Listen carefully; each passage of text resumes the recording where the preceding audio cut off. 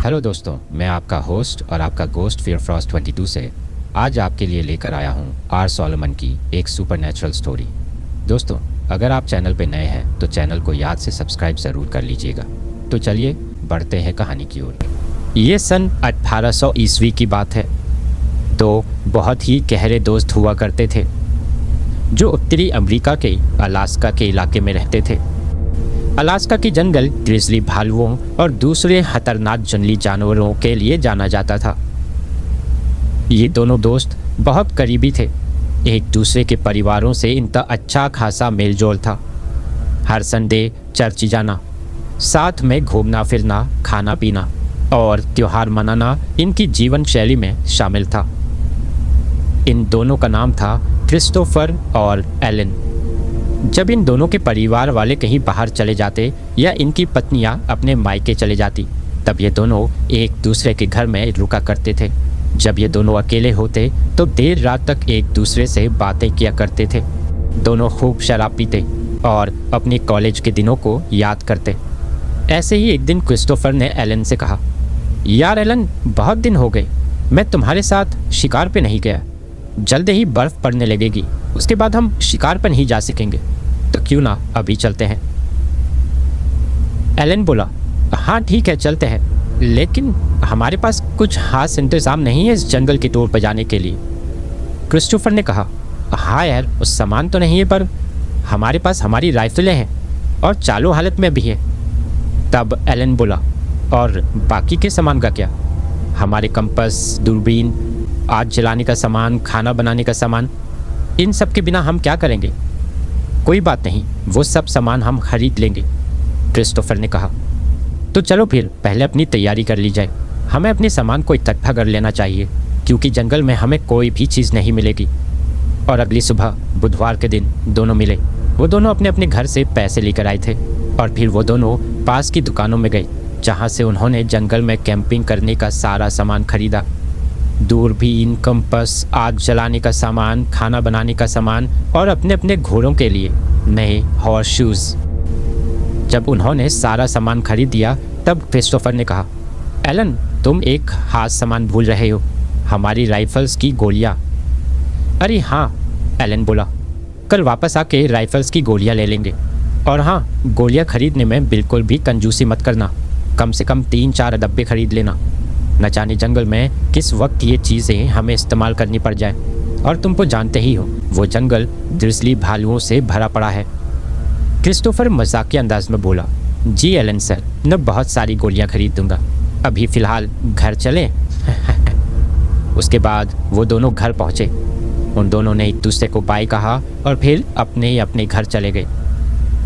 अगले दिन बृहस्पतिवार को वो दोनों फिर से मिले और अपनी अपनी राइफलों के लिए उन दोनों ने ढेर सारी गोलियां खरीद ली। क्रिस्टोफर ने एलन से कहा, यार एलन, हम कौन सी तारीख में जाएंगे कैंपिंग के लिए, क्योंकि ख़रीदारी तो हमारी सारी हो चुकी है। एलन बोला, हाँ सही कहा, अब हमारे पास करने को कुछ और है नहीं। आज बृहस्पतिवार है, तो एक काम करते हैं, कल सुबह तड़के निकल जाते हैं कैंपिंग के लिए। शाम होते होते हम जंगल में पहुँच जाएंगे। हाँ, कल सुबह निकलना ठीक रहेगा। दोनों दोस्तों ने आपस में विचार विमर्श करके अगले दिन जंगल में जाने की ठान ली। फिर हमेशा की तरह वह रात में अकेले हुए और फिर शराब का दौर चला और दोनों अपने अपने पुरखों की शिकार की बातें करने लगे। एलन ने कहा, मेरे दादाजी ने एक बहुत ही खतरनाक जंगल में 2 रातें बिताई थी और वहाँ से वो एक बड़े भालू का शिकार करके घर लेकर आए थे। एलन की बात सुनकर क्रिस्टोफर भी पीछे नहीं रहने वाला था। उसने अपने दादा के बारे में कहा, है ये तो कुछ भी नहीं, मेरे दादाजी ने अकेले निहत्थे थे एक बड़ी बिल्ली का सामना किया, खतरनाक जंगली बिल्ली जिसका कद एक बाघ के बराबर होता है और जिसका वार जानलेवा होता है। मेरे दादाजी ने उससे अकेले ही मार गिराया था। इतना सुनकर एलन थोड़ा उत्साहित हुआ, मगर वो अचानक से रुक गया और उसने बोला, सुनो क्रिस्टोफर, तुम्हें एक बात बताता हूँ। एक बार मेरे दादाजी ने मुझे जंगल में भटकती आत्माओं के बारे में बताया था, जो अक्सर किसी न किसी रूप में आपको दिख जाती हैं और वो हमेशा जंगल में ही वास करती हैं। और तो और उन्होंने ये भी बताया था कि वो आत्माएं पुराने राहगीरों की, जंगल में रहने वाले आदिवासियों की और उन लोगों की होती है जिनकी मौत जानवर के हमले से हुई थी। ये बात सुनकर क्रिस्टोफर ने एलन की तरफ देखा और अचानक से जोर से हंस पड़ा। उसकी हंसी से ऐसा लग रहा था मानो जैसे वो एलन की बात सुनकर उसका मजाक उड़ा रहा हो। फिर क्रिस्टोफर बोला, यार तुम बहुत नाटकीय बातें करते हो। तो पहले नाटक कंपनी में काम करते थे क्या? जो बातें तुम कर रही हो वो एकदम बचकानी है। हाँ, तुम भूत प्रेतों पे यकीन करते हो? एलन बोला, नहीं नहीं क्रिस्टोफर साहब, ऐसी कोई बात नहीं है। एक और बात दादाजी ने कही थी कि रात के वक्त ये आत्माएं बेहद सक्रिय होती हैं। अरे ठीक है एलन सर, मैं आपकी सारी बातों को मान लेता हूँ। ऐसा कहते हुए क्रिस्टोफर ने हंसते हुए बात को टाल दिया। मगर एलन गंभीर सोच वाला समझदार आदमी था और वो गहरी सोच में खो गया। तभी क्रिस्टोफर ने बोला, अरे एलन सर, जल्दी जल्दी अपना जाम खत्म करो, खाना भी खाना है। और हाँ, सुबह जल्दी उठ के तैयार हो जाना, हमें सुबह जल्दी निकलना है। तभी एलन ने क्रिस्टोफर से सवाल पूछा, वैसे क्रिस्टोफर, तुम्हारे घर वाले कहाँ गए हैं और वो कब तक वापस आएंगे? क्रिस्टोफर बोला, मेरे बीवी बच्चे अपनी नानी के घर गए हैं और मंगलवार को लौटेंगे। तो इसका मतलब है कि हमारे पास पूरा शनिवार और इतवार होगा शिकार के लिए। एलन बोला, हाँ, मगर इन 2 दिनों में अगर हमारे हाथ कोई शिकार ना लगा तब क्या करेंगे? क्रिस्टोफर बोला, तो कोई बात नहीं, हम समझेंगे कि हमने जंगल घूमा और पिकनिक मनाई। तो फिर ठीक है, मैं समझ गया। इतना कहकर दोनों दोस्त खाने के लिए चल दिए और उसके बाद उन्होंने अपना कैंपिंग का सारा सामान चेक किया और फिर सो गए। अगली सुबह दोनों तड़के उठकर तैयार हो गए और उन्होंने कैंपिंग के सारे सामान को व्यवस्थित रूप से रखा। क्रिस्टोफर बोला, चलो एलन, अब सारा सामान घोड़ों में लाद दो, लेकिन सबसे पहले दोनों घोड़ों पर कंबल डाल दो ताकि वहाँ की ठंड से इन दोनों घोड़ों की तबीयत खराब ना हो। एलन बोला, हाँ, ये तो सबसे ज़्यादा ज़रूरी है। उसके बाद क्रिस्टोफर ने एलन से फिर कहा, एलन एक काम करो, अपने पालतू कुत्ते को भी साथ ले लो ताकि जंगल में अगर हम रास्ता भटक गए तो तुम्हारा कुत्ता हमें रास्ता दिखाएगा। एलन बोला, जी हाँ ज़रूर क्रिस्टोफर सर, मेरा कुत्ता यॉर्क तो पहले से ही तैयार है जंगल में जाने के लिए, वो इन कामों में बहुत तेज़ है। हो वेरी गुड, क्रिस्टोफर बोला। इस तरह से वो अपनी पूरी तैयारी ख़त्म करने के बाद अपने अपने घोड़ों में सवार होकर जंगल के लिए निकल पड़े। घोड़े काफ़ी लंबे, वजनी और तगड़े थे। वो सामान के भार के साथ भी बेहद ही आराम से सफ़र कर रहे थे। यॉर्क एलन का पालतू कुत्ता था जो कि एक जर्मन शेफर्ड था।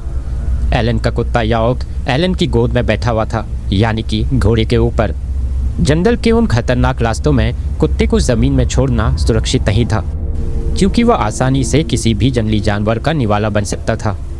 वो दोनों अपने घोड़े में सवार धीरे धीरे जंगल के और भीतर घुसते जा रहे थे। दोपहर तक वो दोनों बेहद हसीन वादियों के बीच में थे। तो एलन ने कहा, क्रिस्टोफर सर, थोड़ा रुक ले, कुछ सुस्ता लेते हैं, कुछ खा लेते हैं, उसके बाद आगे बढ़ते हैं। क्रिस्टोफर बोला, ठीक है एलन, थोड़ा रुक लेते हैं। वैसे तुम लंच में लेकर के आए हो? एलन बोला, हाँ, मैंने आपको नहीं बताया, मैं चिकन सैंडविच और चिकन सॉसेजेस लेकर आया हूँ और साथ में मिर्च वाली मेयोनीज थी। चलो आराम से बैठकर खाते हैं और थोड़ी रम भी पी लेंगे। क्रिस्टोफर बोला, अरे वाह, ये तो बहुत अच्छा किया तुमने। तो चलो एक और काम करते हैं, थोड़ी सी आग जला लेते हैं और अपने शरीर को गर्माहट देते हैं। आग जला ली गई और घोड़ों को भी पेड़ से बांध दिया गया। वो घोड़े भी अब सुस्ताने लगे थे और पास ही हरी घास को चरने लगे थे। अब क्रिस्टोफर और एलन भी खाने को बैठ गए। गर्मा गर्म सॉसेजेस के साथ द रम उस माहौल को खुशनुमा बना रही थी और इससे उनकी थकान भी दूर हो रही थी। एलन थोड़ा सा कच्चा मांस अपने कुत्ते यॉर्क के लिए भी लेकर आया था। उसने वो मांस अपने कुत्ते को दे दिया। एलन और क्रिस्टोफर अपना खाना खाते हुए अपने आसपास की नीली सफ़ेद पहाड़ियों को देख रहे थे और उन खूबसूरत वादियों की तारीफ कर रहे थे। 1.5 घंटा रुकने के बाद वो दोनों फिर से चल दिए। अब यॉर्क क्रिस्टोफर के घोड़े की पीठ पर बैठा हुआ था। धीरे धीरे शाम होने लगी मगर अभी भी उन दोनों की मंजिल उनसे 2 किलोमीटर दूर थी और बीच में एक पुल था जिसे धीरे धीरे ही पार किया जा सकता था, क्योंकि वो पुल थोड़ा नाजुक था और किसी भी तरह की लापरवाही उनके लिए बड़ी आफत बन सकती थी। यानी कि एक समय पर सिर्फ एक ही घोड़ा उस पुल के ऊपर से जा सकता था, वो भी बिना सवारी के, सिर्फ सामान लादे। मौके की गंभीरता को देखते हुए एलन ने क्रिस्टोफर से कहा, क्रिस्टोफर, एक काम करो, सबसे पहले तुम अपना घोड़ा भेजो सामान के साथ। मेरा कुत्ते यॉर्क उसे पीछे से एस्कॉर्ट करेगा और पुल के दूसरे छोर पर उसको रोक के रखेगा। क्रिस्टोफर बोला, ठीक है एलन सर, मैं ऐसा ही करता हूँ। सबसे पहले अपने घोड़े को भेजता हूँ। क्रिस्टोफर ने अपना घोड़ा सामान के साथ उस पुल के ऊपर से भेजा। वो घोड़ा धीमे धीमे उस पुल के ऊपर से दूसरी छोर की तरफ जाने लगा। एलन का कुत्ता उस घोड़े को पीछे से एस्कॉर्ट कर रहा था। शाम हो चली थी और ठंडी हवा के झोंके एलन और क्रिस्टोफर के चेहरे पर अब जोर जोर से थपेड़े मारने लगे थे और नाकाबिले बर्दाश्त हवा एलन और क्रिस्टोफर की उंगलियों को सुन कर रही थी। कुछ ही देर में एलन के कुत्ते यॉर्क की भौंकने की आवाज़ आई। इसका मतलब ये था कि क्रिस्टोफर का घोड़ा पुल के दूसरी छोर पर पहुंच चुका है।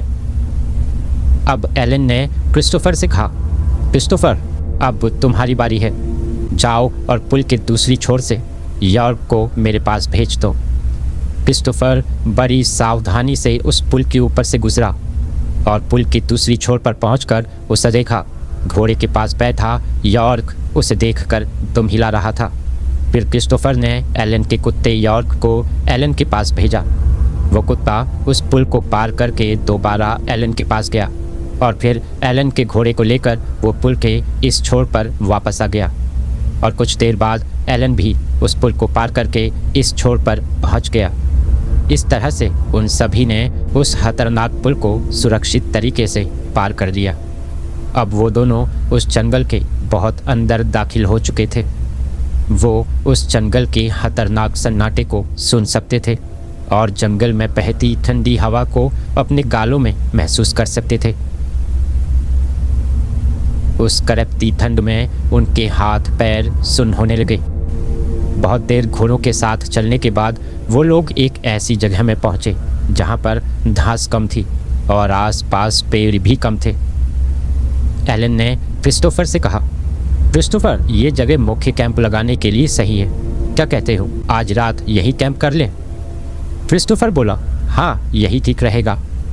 और फिर दोनों ने कैंप लगाना शुरू किया और करीब रात के 8 बजे तक उनका सारा काम खत्म हो गया। एलन बोला, यार ठंड बहुत है तो क्यों ना आग जला ली जाए, और रात के वक्त जंगल में सुरक्षा बहुत ज़रूरी है और ये आग हमें जंगली जानवरों से भी बचा कर रखेगी। क्रिस्टोफर बोला, हाँ, सही कह रही हो, तो तुम यहीं रुको, मैं तुम्हारे कुत्ते को लेकर जाता हूँ और कुछ सूखी लकड़ियाँ लेकर आता हूँ। एलन बोला, हाँ ठीक है, पर ज़्यादा दूर मत जाना वरना तुम रास्ता भटक सकते हो। क्रिस्टोफर बोला, हाँ ठीक है एलन सर, मैं बस यूँ गया और यूँ आया। फिर क्रिस्टोफर वहाँ से चला गया और करीब आधे घंटे बाद वो कुछ सूखी लकड़ियाँ लेकर वापस लौट आया। एलन का कुत्ता यॉर्क भी मुंह में एक सूखी लकड़ी का लट्ठा फंसाए चला आ रहा था। जल्द ही आग जला ली गई और घोड़ों को नज़दीक के पेड़ों में बांध दिया गया और वो घोड़े भी आग की हल्की हल्की गर्मी को महसूस करने लगे थे और पास की घास को चर रहे थे। ये दोनों दोस्त भी आग के सामने बैठे हुए रात के खाने की तैयारी कर रहे थे। एलन स्ट्यू पकाते हुए बोला, क्रिस्टोफर, कल का शिकार कैसे करना है? हमारे शिकार की जगह क्या होगी? हम किस चीज़ का शिकार करेंगे? कुछ सोचा है तुमने? क्रिस्टोफर बोला, हाँ सोचा है, हम कल एक बड़े मूस का शिकार करेंगे। मूस एक बड़े हिरन के समान होता है, ये बेहद ही तीखी आवाज़ निकालता है। मुझे इनके झुंड की पूरी जानकारी है, ये कहाँ होते हैं, कहाँ पर इन्हें अच्छी घास मिलती है, मुझे सब पता है। हम कल सुबह तड़के इसी जानवर की तलाश करेंगे और इसी का शिकार करेंगे। एलन बोला, तो ठीक है, मैं अपने कुत्ते यॉर्क को कैंप के बाहर बांध दूंगा ताकि रात को अगर कोई आया वो हमें भनक पड़ जाए।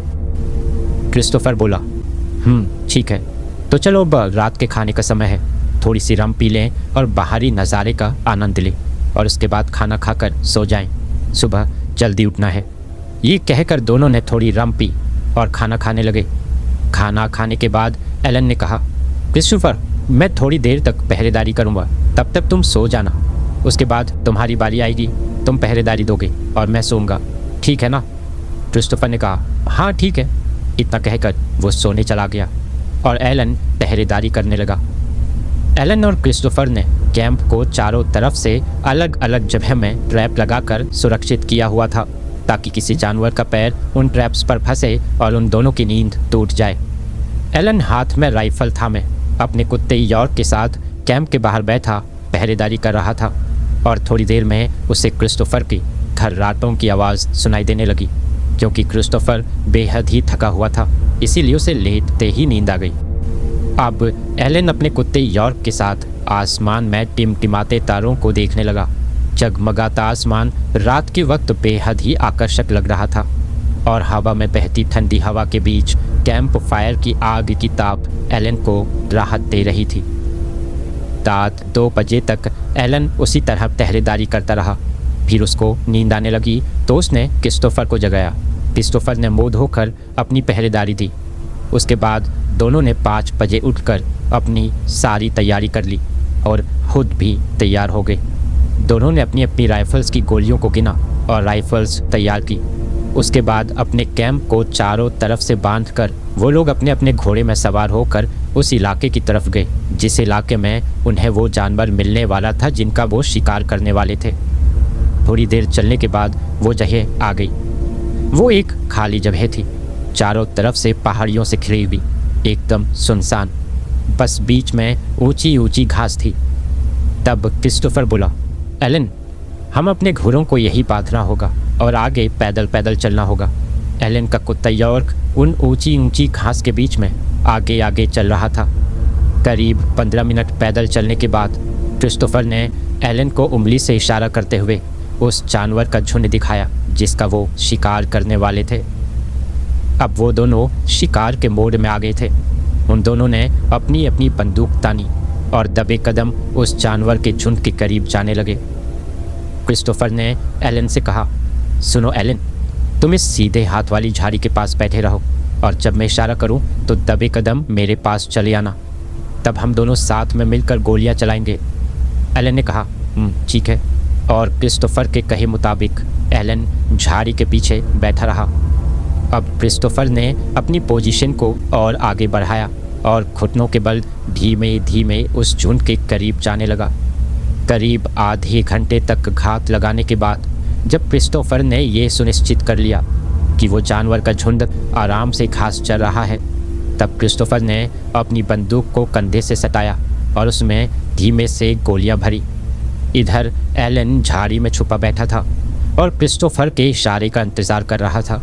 तभी एलन को ऐसा महसूस हुआ कि उसके पीछे की झाड़ी हिल रही है, वहाँ पर कुछ है। और जैसे ही एलन ने पीछे मुड़कर देखा तो उसने देखा उसके पीछे एक बड़ा सा मूस खड़ा था, वही बड़ा सा हिरन जैसा दिखने वाला जानवर जिसका वो शिकार करने आए थे। लेकिन एलन ने एक और अजीब बात देखी। वो कोई आम मूस नहीं था, वो एक अजीब जानवर था। उसकी आंखें बहुत तेज़ चमक रही थी और उनमें से अजीब सी रोशनी निकल रही थी। वो एलन से बस कुछ ही कदम दूर था और एलन पर हमला करने वाला था। ये देखकर एलन तुरंत ही चौकस हो गया और उसने तुरंत उस जानवर पर अपनी बंदूक तानी और उस पर गोली चला दी। लेकिन इससे पहले कि उसकी गोली उस जानवर को छूती, वो जानवर अचानक से हवा में कहीं गायब हो गया और एलन की गोली की आवाज़ से क्रिस्टोफर के सामने घास चर रहे वो जानवर तुरंत ही वहाँ से भाग खड़े हुए। क्रिस्टोफर को समझ नहीं आया कि एलन ने ऐसा क्यों किया। क्रिस्टोफर तुरंत खड़ा उठा और एलन के पास गया। जब उसने एलन को डरा हुआ पाया तो उसने उसकी डर की वजह पूछी। अब एलन ने क्रिस्टोफर को उस अजीब से दिखने वाले जानवर के बारे में बताया जो अभी कुछ देर पहले उसके सामने खड़ा था और अचानक से हवा में कहीं गायब हो गया। एलन ने यह भी बताया कि वो एकदम सफ़ेद रंग का था और उसके लंबे लंबे सफ़ेद बाल थे। अब क्रिस्टोफर भी डरा हुआ महसूस कर रहा था क्योंकि एलन ने जिस आकार का मूस देखा था वो बाकी मूस से काफ़ी बड़ा और भयानक था। और एलन ने क्रिस्टोफर को ये भी बताया क्योंकि वो मूस सफ़ेद रंग था और बड़े बड़े सफ़ेद बालों वाला था। ये सुनकर तो क्रिस्टोफर के भी कान खड़े हो गए, क्योंकि मूस ऐसे नहीं होते। एलन ने खुद को संभाला और अपने पैरों में खड़ा हुआ और वहाँ से चलने को तैयार हुआ।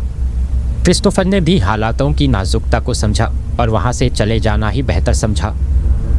क्रिस्टोफर ने सीटी बजाकर एलन के कुत्ते को बुलाया, जो अभी भी उसी झाड़ी में बैठा था जहाँ कुछ पल पहले क्रिस्टोफर घात लगाए हुए था। यॉर्क सीटी की आवाज़ सुनकर तुरंत भागता हुआ उन दोनों के पास आया। अब वो दोनों वापस अपने घोड़े के पास गए और अपने घोड़े पर सवार हो गए। एलन ने अपने कुत्ते यॉर्क को अपनी गोद में बिठा लिया और वो दोनों घोड़ों में सवार होकर वहाँ से चल दिए। उनके घोड़े अब उस मूस वाली जगह की विपरीत दिशा की तरफ भाग रहे थे और क्रिस्टोफर ने पूरा रास्ता घुमाकर अपने घोड़ों को कैंप तक पहुँचाया। कैंप सुरक्षित और ठीक ठाक हालत में था।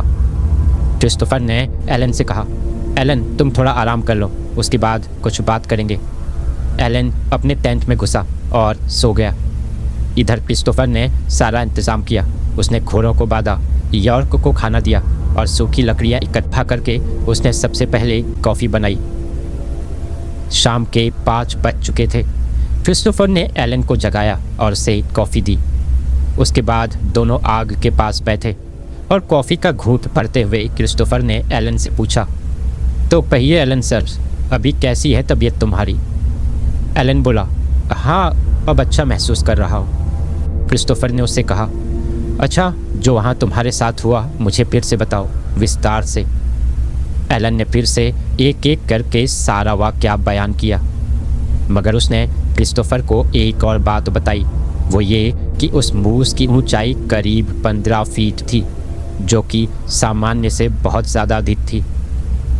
ये सुनकर क्रिस्टोफर कुछ सोच में पड़ गया और फिर बोला, तो चलो कल हम दूसरी तरफ कहीं और चलेंगे और रेनडियर का शिकार करेंगे। कल जंगल के बिल्कुल अलग कोने में शिकार होगा। क्या तुम इस टूर को कंटिन्यू करना चाहते हो एलन, या फिर तुम कहो तो हम इस टूर को यहीं ख़त्म करके वापस घर लौट चलते हैं? बोलो क्या कहते हो? एलन कुछ सोच विचार में डूबा हुआ था और उस हादसे का डर अभी भी उसके दिमाग में घूम रहा था। एलन बोला, ऐसा करो क्रिस्टोफर, कल तुम अकेले शिकार पर चले जाओ और यॉर्क को अपने साथ लेके जाना। मैं यहीं कैंप की रखवाली करूँगा और जब तुम रेनडियर को मारकर यहाँ लेकर आओगे तो परसों उसे साथ लेकर हम घर लौट चलेंगे। क्रिस्टोफर कुछ सोचकर बोला, अच्छा एलन कोई बात नहीं, अगर तुम नहीं आना चाहते तो तुम यहीं इंतज़ार करना और जब तक हम लौट कर नहीं आ जाते सारी तैयारी करके रखना।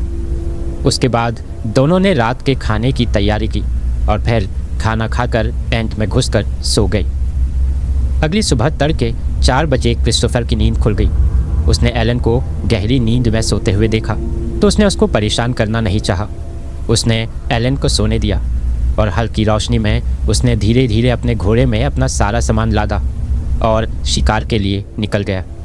एलन का कुत्ता यॉर्क भी क्रिस्टोफर के साथ ही था। अब इधर कैंप में एलन एकदम अकेला था। सुबह 5:30 बजे एक तेज़ गड़गड़ाती बिजली की आवाज़ से एलन की नींद टूटी और उसने ठंडी बारिश की बूंदों को अपने हाथ में महसूस किया। उसने अपने बैग से एक बड़ा तिरपाल निकाला और टेंट को उससे ढक दिया। उसने बाकी के सामान को बारिश में भीगने से भी बचाया। करीब 1 घंटे बाद वो बारिश पूरी तरह से बंद हो गई, मगर उस बारिश ने उस माहौल को चारों तरफ से कोहरे से ढक दिया था। आसपास की चीज़ें भी मुश्किल से ही दिखाई पड़ रही थी। बस फिर क्या था, एलन ने आसपास के पेड़ों से बड़ी बड़ी टहनियाँ काटी और आग जला ली। अब उस आग की ताप से एलन को उस सर्दी में थोड़ी राहत मिल रही थी। उसका घोड़ा भी सुरक्षित था क्योंकि उसने अपने घोड़े के ऊपर एक तिरपाल डाल के रखा था। वो अब अपने लिए कॉफ़ी बनाने की फिराक में था। एलन ने जैसे ही कॉफ़ी बनाने के लिए हरा उस वक्त उसे क्रिस्टोफर की एक बेहद ही दर्द भरी चीख सुनाई दी। एलन तुरंत खड़ा उठा। उसने अपनी राइफल तैयार की और तुरंत उस दिशा की तरफ भागा जिस तरफ से वो चीख आई थी। एलन उस वक्त जिस पहाड़ी के ऊपर था वह चीख उसके नीचे से आ रही थी। एलन तुरंत अपने घोड़े के पास गया। उसने अपना घोड़ा खोला और उसकी पीठ में सवार होकर तुरंत उस आवाज़ की दिशा में भागा। एलन उस आवाज़ का पीछा करता हुआ एक झील के पास पहुंचा जो उस पहाड़ी के नीचे थी। झील के करीब पहुंचकर एलन ने क्रिस्टोफर को आवाज़ दी, मगर क्रिस्टोफर ने कोई जवाब नहीं दिया। तभी एलन को झील के पार झाड़ियों में से कुछ हलचल महसूस हुई। उसने फिर से क्रिस्टोफर को आवाज़ दी, क्रिस्टोफर, तुम कहाँ हो? तुम ठीक तो हो ना? तब उन झाड़ियों में से क्रिस्टोफर की आवाज़ आई, एलन, मैं भारी मुसीबत में हूँ। एक भालू ने मुझ पर हमला कर दिया था। वो मुझे मार देना चाहता था। जल्दी झील को पार करके मेरे पास आओ। एलन ने क्रिस्टोफर को आवाज़ दी, ठीक है, मैं आता हूँ। एलन तुरंत अपने घोड़े पर सवार हुआ और लगाम खींचकर उसे दौड़ने का निर्देश दिया, मगर ये क्या, घोड़े ने तो चलने से साफ मना कर दिया और एक ही जगह में खड़ा हिनहिनाने लगा। एलन ने अपने चाबुक से घोड़े को मारा, मगर घोड़ा फिर भी नहीं हिला। फिर एलन ने क्रिस्टोफर को आवाज़ दी, क्रिस्टोफर, मेरा घोड़ा तुम तक नहीं आ सकता और इस झील का पानी बहुत ठंडा है और ये जमना भी शुरू हो चुका है। तो तुम एक काम करो, अपने घोड़े पर सवार होकर यहाँ तक आने की कोशिश करो। वो झील इतनी गहरी थी कि अगर कोई घोड़ा चलकर उसे पार करता तो उसका सर पानी से नीचे डूब जाता और किसी आदमी के लिए उस झील को तैरकर पार करना लगभग नामुमकिन था, जो कि उस झील का पानी बहुत ठंडा था। उसमें हाइपोथर्मिया होने का खतरा था, हाइपोथर्मिया जिससे इंसान की जान भी जा सकती है। तभी एलन को यॉर्क का ख्याल आया कि आखिर यॉर्क कहाँ है। कहीं उसे तो कोई चोट नहीं पहुंची, जो कि अभी तक एलन ने यॉर्क की आवाज़ नहीं सुनी थी। एलन ने क्रिस्टोफर को आवाज़ दी, क्रिस्टोफर, यॉर्क किधर है? क्या वो तुम्हारे साथ ही है? तभी झील की दूसरी तरफ से आवाज़ आई और उस आवाज़ ने खून जमा देने वाली बात कही, एलन सुनो, यॉर्क भी मेरे साथ ही है और वो भी घायल है और तुम यकीन नहीं करोगे, यॉर्क ने ही तो उस भालू पर गोली चलाई थी और अपने हाथों से वो मेरे लिए झील से पानी भी लेकर आया था और उसने मुझे पानी पिलाया। ये सुनकर एलन सन्ने रह गया, क्योंकि यॉर्क तो उसका पालतू कुत्ता था। अब एलन को सारा माजरा समझ में आ गया था कि झील की उस तरफ उसका दोस्त क्रिस्टोफर नहीं, बल्कि कोई दुष्ट बला है, जिसको ये नहीं मालूम कि यॉर्क मेरा कुत्ता है। झील की उस तरफ जो कुछ भी है वो एलन को अपने पास बुलाकर मार डालना चाहता है। अब एलन ने भी उस दुष्ट बला के साथ एक खेल खेला। एलन बोला, तुम वहीं रुको क्रिस्टोफर, मैं इस झील को पार करके तुम्हारे पास आता हूँ। एलन तुरंत अपने घोड़े पर सवार हुआ और उल्टे कदम कैंप साइट की तरफ दौड़ पड़ा। अब एलन को समझ आ गया था कि उसका घोड़ा झील की उस तरफ क्यों नहीं जा रहा था, और एलन को अब अपने दादाजी के उन भटकती आत्माओं के किस्से भी याद आने लगे थे। जैसे ही एलन कैंप के पास पहुंचा, उसने क्रिस्टोफर और यॉर्क को कैंप के पास देखा। तब क्रिस्टोफर ने बताया कि शिकार न मिलने की वजह से वो वापस कैंप में आ गया। क्रिस्टोफर ने एलन को घबराया हुआ देखा तो उसने एलन के घबराने की वजह पूछी। एलन ने क्रिस्टोफर को सारी घटना बता दी। अब क्रिस्टोफर को भी डर लगने लगा। तभी दोनों दोस्तों के कानों में एक भयानक चीख सुनाई दी। एलन ने जैसे ही नीचे उस छोटे पहाड़ के मुहाने से देखा, तब उसे वही सफ़ेद मोज़ दिखाई दिया, मगर आश्चर्य की बात यह थी कि इस बार वो अपने दोनों पैरों पर खड़ा था, बिल्कुल किसी इंसान की तरह। इस बार क्रिस्टोफर भी उसको देख पा रहा था। इधर से ये दोनों उस भयानक मोज़ को देख रहे थे और उधर से वो इन दोनों को घूर रहा था। यॉर्क भी यहाँ से खड़ा उस मोज़ पर हाव कर रहा था। अब एलन और क्रिस्टोफर ने तुरंत अपना कैंपिंग का सारा सामान समेटा और झट से अपने घोड़े में बांध कर घोड़े में सवार हो गए। एलन ने अपने कुत्ते यॉर्क को अपनी गोद में बिठाया और तुरंत अपने घोड़े को दौड़ाकर उस जंगल से बाहर निकलने की कोशिश करने लगे। करीब 20 किलोमीटर तक उन दोनों को वो भयानक चीख सुनाई देती रही। करीब 3 घंटे तक घोड़ों को दौड़ाने के बाद वो लोग एक गांव के करीब पहुँचे। वहाँ उन्हें कुछ और शिकारी भी मिले, जिन्हें उन दोनों ने ये कहानी सुनाई।